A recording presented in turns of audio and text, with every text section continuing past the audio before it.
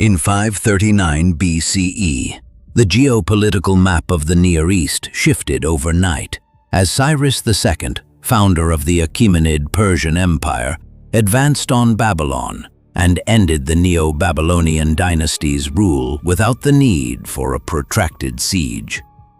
For the thousands of Jewish, Phoenician, and Syrian exiles living in cramped mud-brick dwellings along the canals of Mesopotamia, this was not merely a change of rulers, but a liberation akin to a cosmic miracle. To secure his vast, newly annexed territories, Cyrus abandoned the aggressive, centralized strategies of forced deportation employed by the Assyrians and Babylonians. Instead, he established a brilliant policy based on regional administrative decentralization and the patronage of local temples. The famous Cyrus cylinder, inscribed in the prestigious Babylonian cuneiform script, clearly documents this imperial strategy, with Cyrus declaring that Marduk, the official god of the Babylonian state, had personally chosen him to restore order and rebuild neglected regional temples. Under this Persian program of supporting local cults, the Jewish elite were permitted to return to the ruined hills of Jerusalem and construct the Second Temple, which was completed around 516 BCE. This undertaking was not born of mere altruism. By funding local priestly classes, the Persian crown transformed regional temples into highly effective instruments for tax collection, thereby securing vital borderlands leading to Egypt, while simultaneously binding local populations to the Persian royal treasury through ties of religious debt.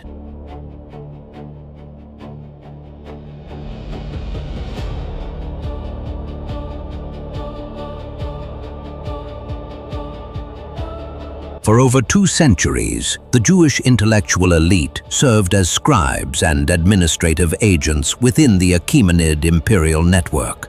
This prolonged cultural contact placed the emerging theological framework of Second Temple Judaism in direct close interaction with Zoroastrianism, a dualistic faith prevalent at the Persian royal court.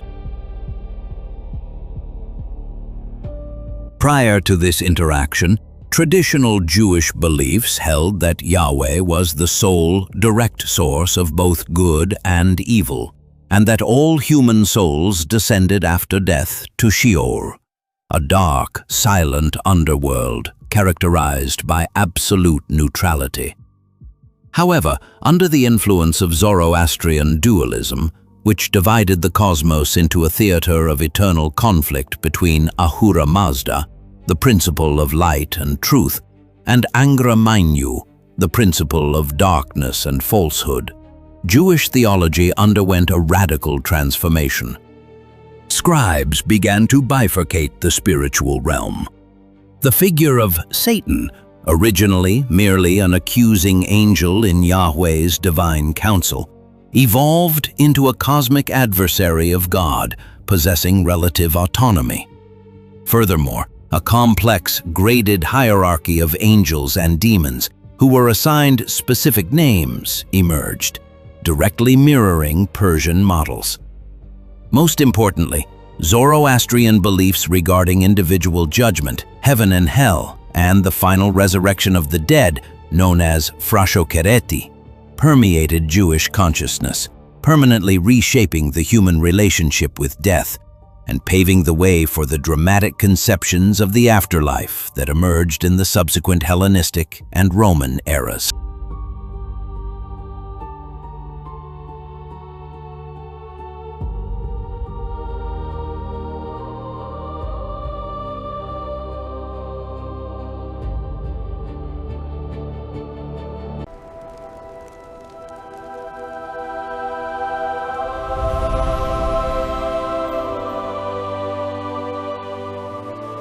While priests returning to Jerusalem were occupied with recording and editing the Torah to establish a strict, centralized monotheistic doctrine, the daily lives of the Jews of Judah, those residing outside Palestine, were vastly different. On the island of Elephantine, situated on the Nile at Egypt's southern border, the Persian Empire maintained a permanent military garrison of Jewish mercenaries to guard the imperial frontiers. The remarkable discovery of the Elephantine papyri offers an authentic contemporary window into the daily lives, legal contracts, and religious practices of this military community, which dates back to the 5th century BCE. These papyri reveal that the Jewish soldiers had actually built a temple to the god Yahweh, on Egyptian soil, where they offered animal sacrifices. They appear to have been unaware of the laws enacted by the Jerusalem priesthood prohibiting sacrifices outside the Temple Mount. Even more striking is that administrative records and temple documents show the worship of Yahweh did not occur in total isolation. The garrison officially recorded financial contributions to Yahweh alongside two other deities, Anat Yahweh, a syncretic blend of Yahweh and the ancient Canaanite warrior goddess Anat, and the god Ashum Bethel. For these ordinary soldiers and their families, living far removed from the scribal circles of Jerusalem, the worship of Yahweh remained seamlessly rooted in the polytheistic cultural fabric of the ancient West Semitic world. This demonstrates that popular religion during the Persian era was characterized by a diverse local reality, combining disparate beliefs and practices in what is known as syncretism, or the blending of beliefs. Alexander the Great's lightning conquests in 332 BCE led to the final collapse of the Persian Empire and brought the Near East under a comprehensive Greek cultural and political model. Following Alexander's death, his general, Ptolemy I, Sota, established a dynasty in Egypt that governed an ethnically divided society, comprising a Greek military elite and indigenous Egyptian subjects. To bridge this profound social divide, the Ptolemaic court devised an ingenious state-sponsored religious formula, the creation of a new composite deity named Serapis. Serapis was a masterpiece of theological design, blending the attributes of major Greek gods, such as Zeus, Hades, and Dionysus, with those of ancient Egyptian underworld deities, specifically Osiris and the sacred bull Apis, in the form of Osiris Apis.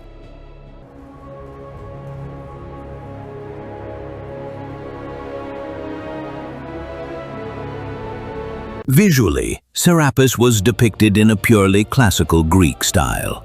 He appeared as a majestic ruler with a beard and flowing hair, devoid of the animal features, such as animal heads, that characterized Egyptian gods, thereby ensuring immediate recognition by the Greek elite. The Serapeum in Alexandria served as the center of this official cult. It was a massive temple complex that also functioned as a major library and a hub of intellectual activity. This innovative state-adopted religious formula succeeded in uniting the two segments of Ptolemaic Egyptian society and paved the way for the subsequent spread of this hybrid Greco-Egyptian cult along trade routes throughout the Mediterranean basin. As Alexandria evolved into an intellectual capital of the Mediterranean basin, large numbers of the Jewish population became increasingly integrated into the Greek-speaking world. By the mid-3rd century BCE, under the patronage of Ptolemy II Philadelphus, Jewish scholars in Alexandria embarked on one of the most monumental translation projects in human history, the Septuagint, a translation of the Hebrew Bible into Koine Greek, Common Greek. This process was far more than a mechanical rendering of words. It was a profound and revolutionary conceptual translation. Transposing Semitic theological concepts into the terminology of Greek philosophy radically reshaped the conception of the Hebrew God. Scribes systematically neutralized biblical descriptions that attributed human traits to the divine, such as depicting God physically walking, feeling raging anger, or changing his mind. In doing so, they transformed a local deity associated with storms and warfare into a transcendent, perfect, and immutable divine entity, manifesting as the divine intellect. Furthermore, the sacred Hebrew name Yahweh was translated as Kyrios, Lord, thereby stripping the divine of the specific, localized geographical name associated with the West Semitic region. Thus, the Septuagint paved the way for integrating Jewish sacred texts into the broader Greco-Roman intellectual world, transforming a local, national literature into a universal philosophical text. The delicate balance of religious tolerance was shattered in 200 BCE when the Seleucid Empire wrested control of the Levant from the Ptolemies. In 167 BCE, the Seleucid king Antiochus IV, Epiphanes, sought to aggressively shore up his politically fragile empire by imposing a uniform Greek religious and cultural model upon the region of Judea. Antiochus issued a series of harsh decrees banning male circumcision, Sabbath observance, and the reading of the Torah, all punishable by death. The most severe of these measures was the forced conversion of the Second Temple in Jerusalem into a sanctuary for the god Zeus Olympius. Chroniclers of that turbulent era recorded that a pagan altar, historically known as the Abomination of Desolation, was erected directly atop the sacred sacrificial altar dedicated to Yahweh, and that swine were introduced as offerings within the holy precinct.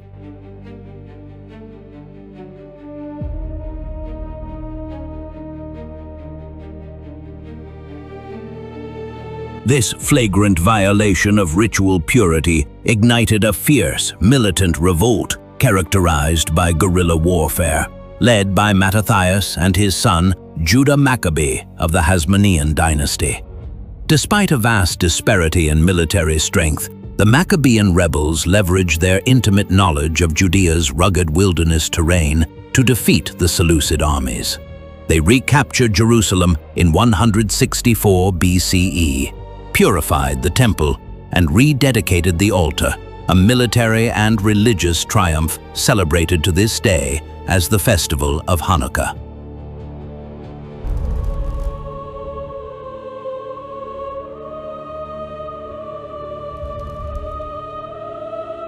The violent shock caused by Seleucid persecution served as the crucible for an entirely new genre of religious literature: apocalyptic literature.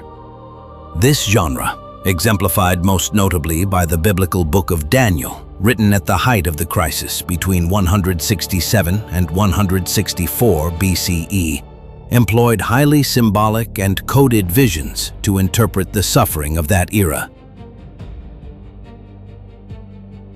Apocalyptic thought transcended earthly political reality, dividing history into an ordered sequence of cosmic ages, governed by increasingly brutal worldly empires. Empires destined to perish through sudden, direct, and violent divine intervention. The material conflict on Earth was portrayed merely as a reflection of a parallel, invisible war waging in the celestial realm between guardian angels, such as the Archangel Michael, protector of Israel, and the angelic princes associated with those foreign empires. For the ordinary people who faced torture and death for refusing to violate the law of the Torah, this cosmic vision provided a powerful psychological weapon. It proclaimed that martyrs who fell during the persecution would be resurrected in the flesh to receive eternal reward, while the wicked rulers of those empires would face eternal torment. Thus, political despair was transformed into cosmic hope. The Maccabean victory led to the establishment of the independent Hasmonean dynasty, 140 to 63 BCE. However, the Hasmonean rulers soon monopolized absolute power, seizing both the offices of king and high priest, despite lacking both Davidic royal lineage and Aaronic Zadokite priestly lineage. This dual usurpation undermined religious unity in Judea, causing the population to split into fiercely competing and mutually hostile sects. The Pharisees, representing the middle class, the Sadducees, representing the aristocracy, and the Essenes, characterized by their radicalism. The Essenes withdrew entirely from society in protest against the wicked priest in Jerusalem, establishing a strict monastic community at Khirbet Qumran on the arid shores of the Dead Sea. The remarkable discovery of the Dead Sea Scrolls in 1947 allowed for the recovery of this radical sect's entire library. The scrolls reveal a community that practiced rigorous rituals of purity, lived according to a quasi-military schedule combining labor with the study of sacred texts, and viewed the universe through the lens of absolute cosmic dualism. They divided humanity into the sons of light and the sons of darkness, living in a state of constant, intense anticipation of an imminent cosmic war lasting 40 years, a conflict destined to end with the physical annihilation of the forces of darkness and the reconstruction and purification of the temple.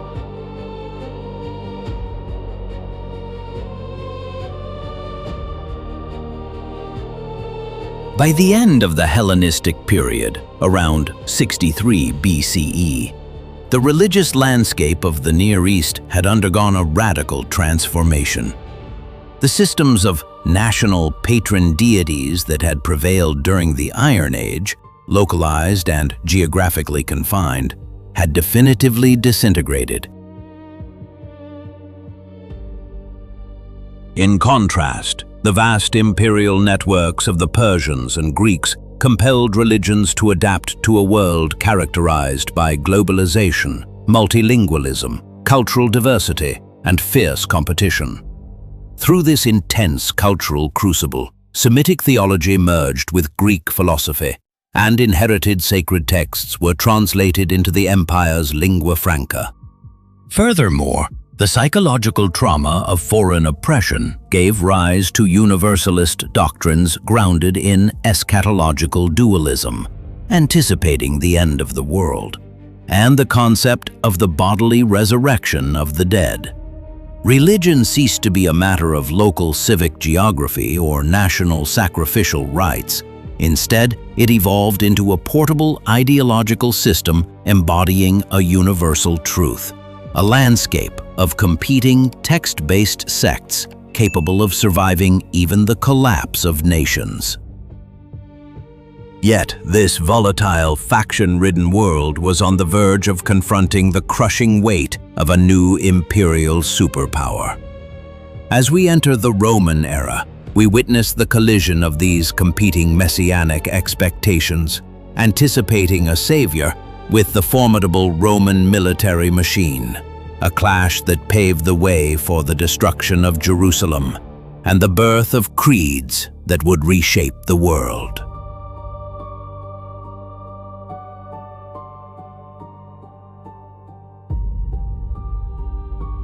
Around 63 BCE, the fragile independence of the Hasmonean Jewish state collapsed.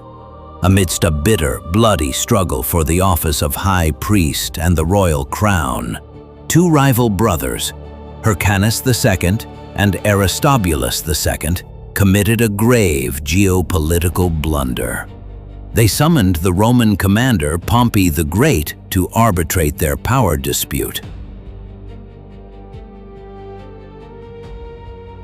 Pompey, who had just finished dismantling the Seleucid Empire, came not to mediate, but to conquer.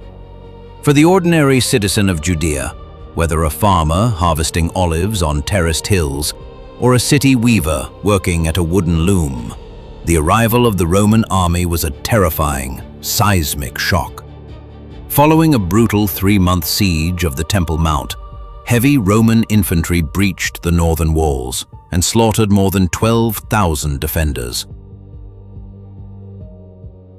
In an act of supreme imperial arrogance, Pompey strode directly into the temple's holiest, most private, and forbidden chamber, the Holy of Holies. Expecting to find a golden statue of an animal-headed deity, akin to those found in Greek and Roman temples, Pompey passed through the heavy embroidered veil, only to be met with absolute emptiness and profound silence.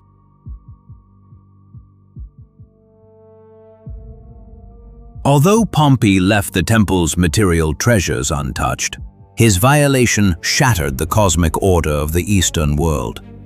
For Judea was stripped of its royal titles, reduced to the status of a tributary state paying tribute to Rome, and subjected to the financial demands of the Roman Senate, thereby permanently shifting the local religious imagination toward the anticipation of a divine savior, Messiah, who would shatter Rome's iron yoke. To administer this turbulent new territory, Rome established a client kingdom ruled by Herod the Great, 37 to 4 BCE, an Idumean of Arab descent. Lacking both Davidic royal lineage and Zadokite priestly origins, Herod faced deep-seated internal hostility from his Jewish subjects.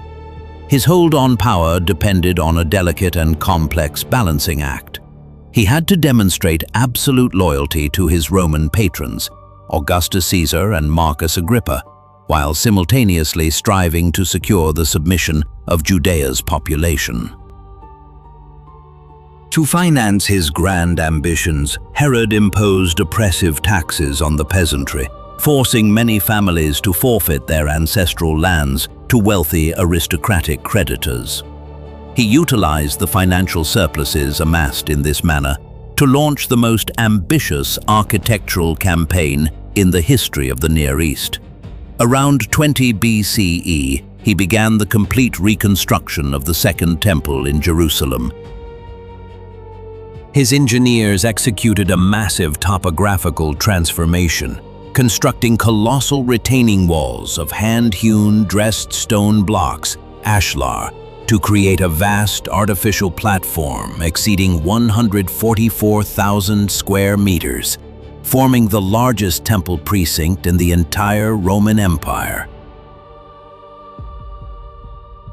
This space was designed to enforce a rigid spatial and social hierarchy, separating the outer court of the nations from the inner courtyards, which were more exclusive and subject to stricter access restrictions. The temple was not merely a place of worship, it was also the province's most important administrative and financial center, where vast private and public wealth was stored under the watchful eyes of Roman soldiers stationed in the nearby Antonia fortress.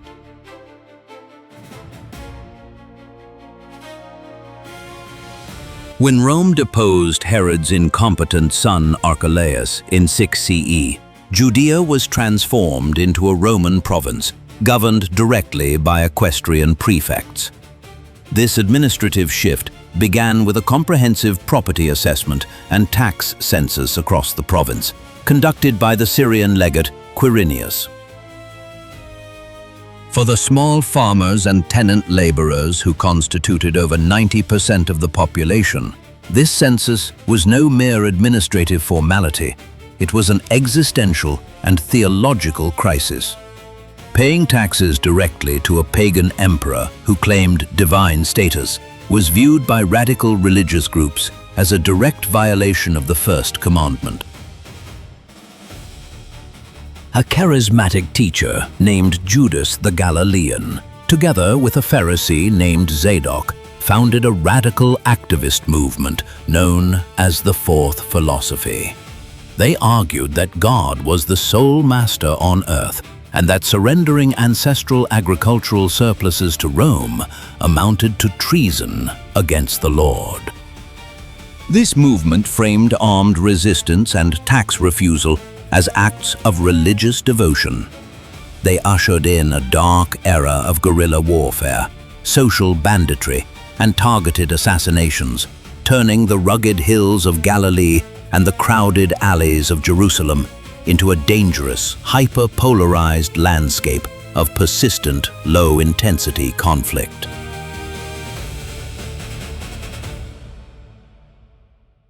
Amidst the immense pressures resulting from Roman military occupation and the mounting debts of the peasantry, many viewed traditional religious institutions controlled by an elite of Sadducean high priests as corrupt and complicit.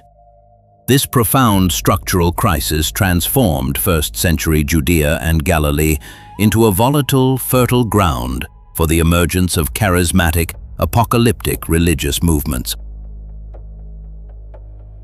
Crowds flocked to the wilderness to hear prophets proclaim an imminent, direct divine intervention in human history that would overthrow earthly empires.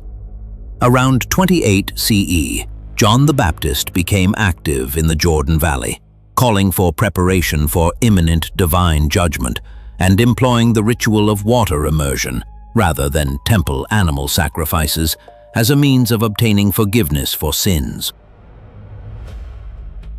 Following John's execution, a charismatic teacher and healer from Galilee named Jesus of Nazareth announced the imminent arrival of the Kingdom of God, Basileia tou Theou, thereby directly challenging both the claims of the Pax Romana and the temple establishment's monopoly on divine mediation.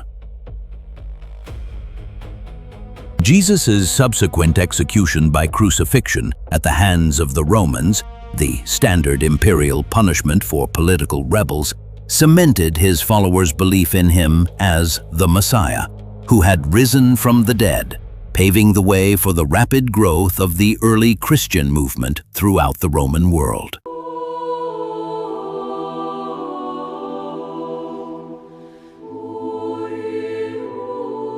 Rampant corruption under the final Roman governors, coupled with acute social polarization, precipitated the outbreak of the First Jewish-Roman War in 66 CE. For 4 years, the province endured the ravages of a chaotic, all-out war. In 70 CE, following a brutal 4-month siege that starved Jerusalem's population, Roman legions, led by Titus, breached the city's final defenses. Herod's temple was completely incinerated, and its magnificent treasures were transported to Rome as spoils of war. The scale of physical destruction was immense and total. Seeking to punish the rebels and demonstrate the futility of defying Roman authority, Titus ordered his soldiers to systematically dislodge Herod's massive stones from the temple platform and cast them down to shatter on the streets below. Archaeological excavations at the level of those streets have revealed huge, dressed stone blocks lying exactly where they fell in 70 CE, the impact having completely pulverized the stone paving. The loss of the temple dealt a devastating blow to the very core of traditional Levantine religion. The central sacrificial altar, which had served as the primary physical bridge between humanity and the divine for over a millennium, was gone forever, compelling surviving religious communities to radically reimagine the nature of their faith. With the physical destruction of the temple, the wealthy Sadducee priestly class, whose authority derived entirely from the sacrificial system, vanished completely from history. Similarly, the radical eschatological Essene sect at Qumran was wiped out by the Roman 10th Legion. Thus, the task of rebuilding the faith from the ruins fell to the surviving Pharisees. According to rabbinic tradition, the prominent scholar Yohanan ben Zakkai managed to escape the siege of Jerusalem inside a coffin and secured permission from the Roman commander Vespasian to establish a school for scholars in the coastal town of Yavne. At Yavne, these early rabbis systematically reformulated Judaism so that it no longer relied on a physical temple or animal sacrifices. They asserted that the study of Torah, communal prayer, and acts of loving kindness were fully equivalent in value to the ancient sacrificial rituals. The local synagogue became the primary spatial anchor of Jewish life, replacing the central site of the Temple Mount. Over the following century, these scholars worked to systematically organize and codify their rich oral legal tradition, culminating in the compilation of the Mishnah around 200 CE, thereby laying the enduring structural foundations of Rabbinic Judaism. The reign of Emperor Hadrian witnessed the final tragic chapter in the complex relationship between Rome and the Jews. His aggressive policies aimed at imposing Hellenistic culture sparked a second, large-scale Jewish revolt. In 130 CE, Hadrian ordered the reconstruction of Jerusalem as a pagan Roman colony named Aelia Capitolina, featuring a massive temple dedicated to Jupiter Capitolinus, built directly atop the ruins of the Second Temple. This flagrant desecration of holy sites ignited a violent and highly organized rebellion led by Simon Bar Kokhba in 132 CE.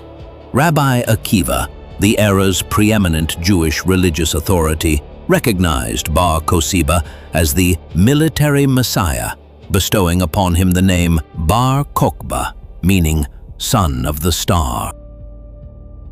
Bar Kokhba established a highly centralized military dictatorship, even minting a unique currency for his rebel movement.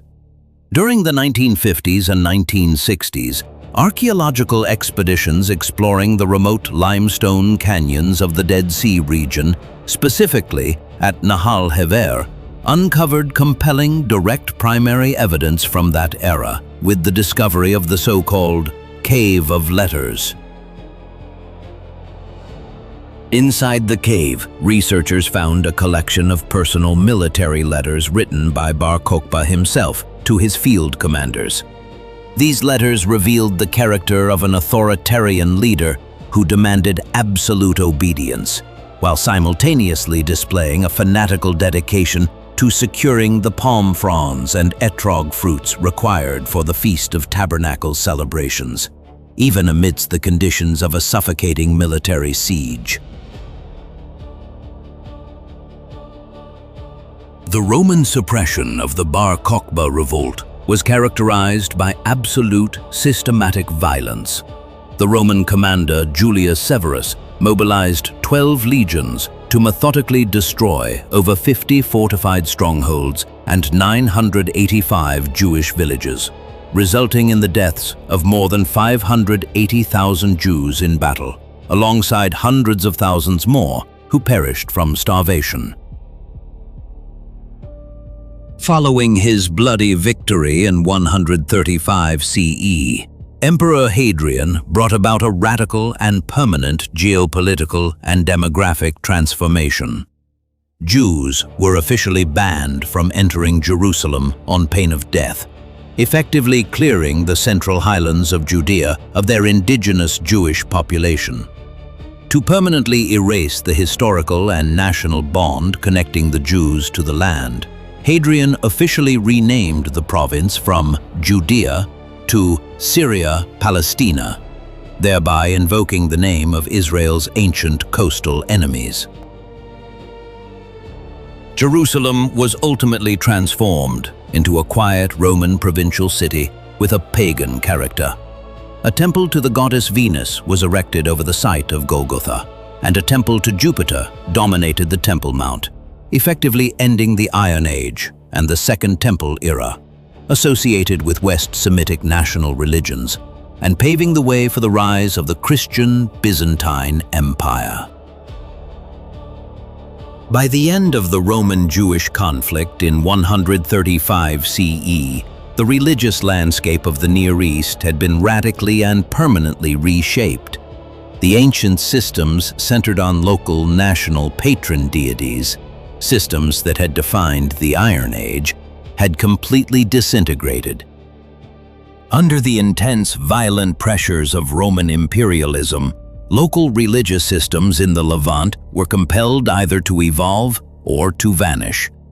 From this crucible emerged Rabbinic Judaism, a portable, text-centered faith that enabled it to endure despite the loss of its central temple and geographic boundaries. Simultaneously, the early Christian movement, having severed ties with its roots in the Jerusalem temple, expanded along Roman road networks and Mediterranean maritime trade routes, transforming from a local messianic sect into a universal faith.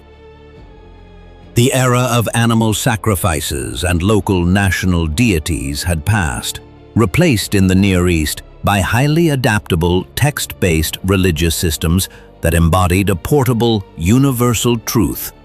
Systems that would soon capture the political machinery of the Roman Empire itself and reshape world history.